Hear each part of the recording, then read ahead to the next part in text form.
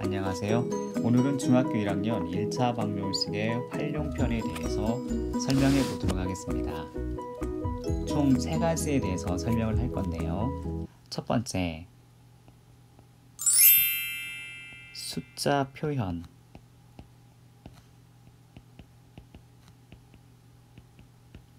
숫자 표현에 대해서 알아보도록 하겠습니다. 저희가 예를 들어서 45, 그러면 우리는 분명히 이렇게 써놓고 읽기를 45라고 읽습니다. 그리고 이거는 분명히 두 자릿수가 되죠. 두 자릿수. 오른쪽에 있는 수는 이르 자릿수가 되고, 그 다음에 왼쪽에 있는 수는 10의 자릿수이기 때문에 어려서부터 이렇게 배워왔기 때문에 4, 5를 써놓고 45로 읽는 거에 대해서 전혀 이상한 일이 아니고 당연히 45라고 생각을 합니다만은, 수학적인 표현으로서는 원래 이거를 정확하게 표현을 하려면 4, 10이 있고 일단 5를 더한다, 이렇게 표현하는 것이 정확한 수학적인 표현이 됩니다. 그래야만이 우리가 두 자릿수에 대해서 일반적인 표현, 두 자릿수, 그거를 우리가 A, B 이렇게 적지 않고, A라는 거는 10의 자리 표현이기 때문에 10에 A가 몇 개 있고 그리고 더하기 1의 자리에 B가 몇 개 있는 겁니다. 즉 10이라는 것이 스몰 a개 있고 숫자 1이라는 것이 b개 있다. 요런 표현이 두 자릿수에 해당이 되는 표현이에요. 그러면 세 자릿수는 당연히 347. 우리가 읽기는 분명히 347로 읽는 게 분명히 맞죠. 세 자릿수니까. 따라서 세 자릿수의 표현은 100이 먼저 이것부터 적어야 되죠. 세 자리의 수 A, B, C 이렇게 쓰지 않고 수학에서는 일반적으로 100이라는 숫자가 A개가 있고 더하기 10이라는 숫자가 B개 있고 더하기 1이라는 숫자가 C개가 있습니다. 이렇게 표현하는 것이 훨씬 더 숫자를 표현할 때 좋은 방법이긴 하긴 합니다. 이 이야기를 고등학생들한테 하게 되면 쌤 이거 저희가 초등학교 1학년 때 배웠는데요 라고 합니다. 초등 때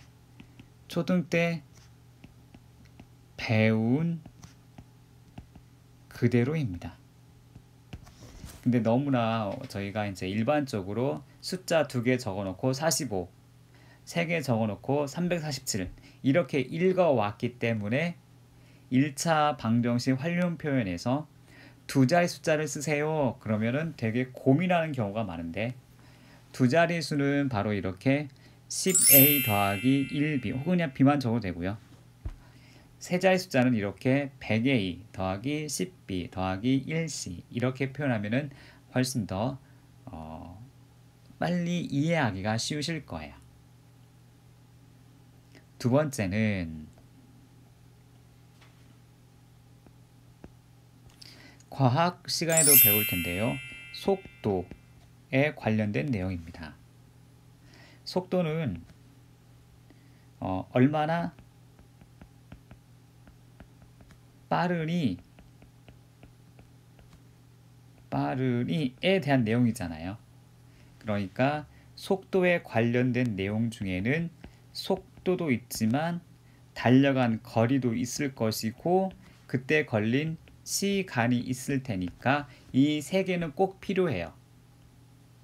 속도는 영어로 우리가 스몰 v로 쓰고 거리는 스몰 l이나 혹은 d로 표현을 많이 하고 시간은 타임이니까 스몰 t로 많이 표현을 하게 됩니다. 그래서 잠깐 예를 들자면 A라는 사람과 B라는 사람이 똑같이 40m를 뛰어갈 거예요. 똑같이 40m를 뛰어갔는데 A는 5초가 걸렸고 B는 8초가 걸렸습니다. 그럼 누가 더 빠른가요? 이 둘 중에 누가 빠른가요? 그럼 빨리 도착한 사람이 빠르니까 당연히 저희는 답을 A라고 답을 할 겁니다. 그러면은 이거를 얼마나 빠른가를 숫자로 보여주고 싶은 거예요. 이 누가 빠른가요를 숫자로 보여주고 싶은 거예요. 숫자로. 그래서 사람들이 약속을 하지요. 1초에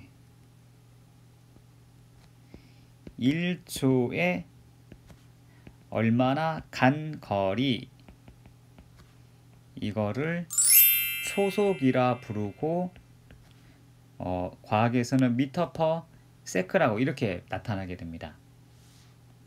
그 다음엔 1분에 간 거리, 요거를 분속이라 하고 보통 미터 퍼 미닛을 사용해요. 여기서 S는 세컨드라는 영어 단어, 우리말로는 초가 되고 여기서 미는 미니트라는 영어 단어, 분에 관련된 내용입니다. 위에 있는 M은 미터입니다. 네. 그리고 한 시간에 간 거리는 얼마입니까? 요거는 시속이라 부르죠. 그래서 좀 멀리 갔으니까 킬로미터 퍼 아우어. 네. 아우어, 우리말로는 시간을 의미합니다. 그럼 위에서 예를 들어서 말했던 이 A와 B의 속력을 구해보면, 자, 속력 A 거는 5초에 40m 갔어요 라고 이렇게 써줘서 숫자를 약분하니까 8m per sec가 되고, 속도 B는 8초에 40m 갔습니다. 그래서 5m per sec라고 이렇게 표현을 하게 됩니다. 그래서 A가 더 빠르다는 것을 숫자적으로도 이렇게 찾을 수가 있고요. 그 다음에 약간의 TMI가 되겠습니다만은, 한 시간은 60분과 같고 1분은 60초랑 같겠죠. 요건 알고 계실 거고요. 그 다음에 1km는 1000m이고 1m는 100cm라는 거. 혹시 잊어버리셨으면 이렇게 잘 기억해 주셨으면 좋겠습니다. 그래서 속도 문제는 주로 그림을 이용해서 푸시면 좋은데요. 예를 들어서 A가 뭐라고 말하면 좋을까요? 네, A가 4km per hour의 속력으로 1시간 30분을 간 거리는 하고 이렇게 물어본다면, 속력의 의미 4km per hour라는 이 말뜻은 1시간에 4km 갑니다, 이런 말뜻이거든요. 그러니까 1시간에 4km를 갔으면은 30분 N은 절반인 2km를 갖고 따라서 1시간 30분 동안에 간 거리는 6km를 걸어갔겠죠. 이거를 이렇게 그림으로 여기가 스타트에서 쭉 가요. 여기는 디파처, 도착. 그래서 여기서 여기까지가 1시간 4km이고 여기서까지가 30분 2km다. 이렇게 그림을 이용하시면 좀 더 풀기가 편하실 거예요. 그래서 저는 속도에 관련된 1차 방정식의 문제는 꼭 그림을 그려주세요. 예, 이렇게 꼭 그림을 그려주셔서 푸시면 더 좋습니다. 그리고 요의 의미를 잘 파악하시면 훨씬 편하실 거예요. 이 말씀을 꼭 드린답니다. 혹시 안 풀리는 문제가 있으면 질문해 주세요. 같이 풀어드릴게요. 그리고 이제 세 번째입니다. 세 번째는 농도에 관련된 내용입니다. 농도는 주로 소금물이나 설탕물에 관련된 내용으로 많이 나오는데요. 우리가 먹었을 때 얼마큼 짜다, 안 짜다, 야 달다, 안 달다 이런 내용이기 때문에 얼마나 진하니 이렇게 이해하시면 좋을 것 같고요. 저희 뭐 동양 스타일은 그냥 먹고서 안 짜면 소금 더 넣는 거고 짜면은 물을 더 넣는 거고 이지만 그거를 숫자적으로 보여주고 싶은 거예요. 그래서 농도를 구하는 방법은 전체 양 중에 그 놈이 얼마나 들어있느냐 요러면 됩니다. 그러니까 이렇게 분수 형태가 맞아요. 분수 형태가 맞는데 이 숫자가 작아서 눈에 보이게 조금 편하게 하기 위해서 곱하기 100을 하는 거죠. 그리고 가로 열고 이거를 퍼센트를 이렇게 해주는 겁니다. 즉 100을 기준으로 설명할게요 라는 의미가 바로 퍼센트예요. 그러면 농도도 비교적 그림을 그리면 편한데요. 예, 저는 항상 이 1차 활용의 문제에서는 그림을 그려주세요 라고 표현하는데 그 그림이라는 것이 뭐 이렇게 막 화려한 그림이 아니고 그냥 거리는 갔으니까 이렇게 간 거리 표현하고 농도는 이렇게 컵에다가 넣잖아요. 그래서 컵에다가 이렇게 물 부어서 요 안쪽에는 전체 양, 바깥쪽에는 농도, 그리고 요 아래에다가는 뭐 그놈, 뭐 소금이면 소금, 설탕이면 설탕의 양을 찾아주시면 됩니다. 농도에다가 전체 양을 곱하면 항상 그놈의 양이 나오게 돼요. 예를 들어 설명을 해볼게요. 물 125g에 설탕 25g을 넣으면 농도는 하고 물어봅니다. 그러면 질문이 농도를 물었기 때문에 배운 그대로 전체 양, 물에다가 설탕을 집어넣었으니까 물과 설탕을 합한 양만큼 이렇게 있겠죠. 그리고 여기는 설탕의 양만 하시면 되겠습니다. 그리고 곱하기 100을 해주는 이유는 기준 100으로 말해줄게 라는 의미입니다. 가로 열고 퍼센트. 솔직히 이러면 끝나는 거거든요. 그런데 이거를 저희가 초등학교 때 계산하는 방법을 배웠으니까 이걸 계산하는 거죠. 분모 150분의 분자 25 곱하기 100. 영하나 약분 5, 35, 55, 25. 그러면 이거는 분수인데 다 약분이 안 되니까 그냥 분수 형태로 3분의 50 퍼센트입니다. 이렇게 적어주시면 됩니다. 또 다른 예를 들게 되면 300g 설탕물 12%에 들어있는 설탕의 양은 하고 이렇게 물어봅니다. 그러면은 이렇게 비커를 그려서 물결 표시, 여기는 300g이 들어있고 여기는 농도 12% 이렇게 적어주시면 되고요. 이 숫자 둘을 곱셈을 하게 되면 설탕의 양을 찾을 수가 있습니다. 설탕의 양은 우리가 농도는 12%라고 적었지만 실제 숫자는 100 중에서 그러니까 퍼센트가 기준이 100이라는 얘기예요. 100분의 12가 되는 거죠. 곱하기 300. 이만큼이 설탕의 양입니다.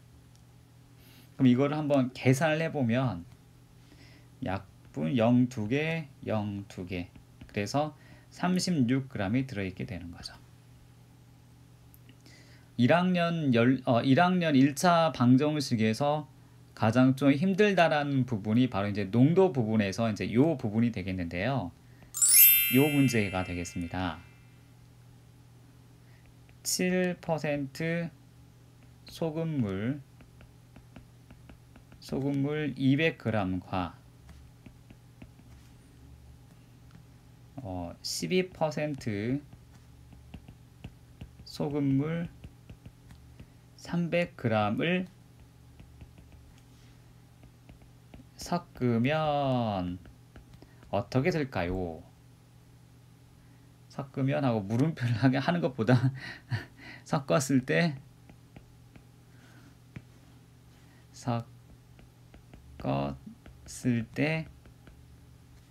소금물의 농도는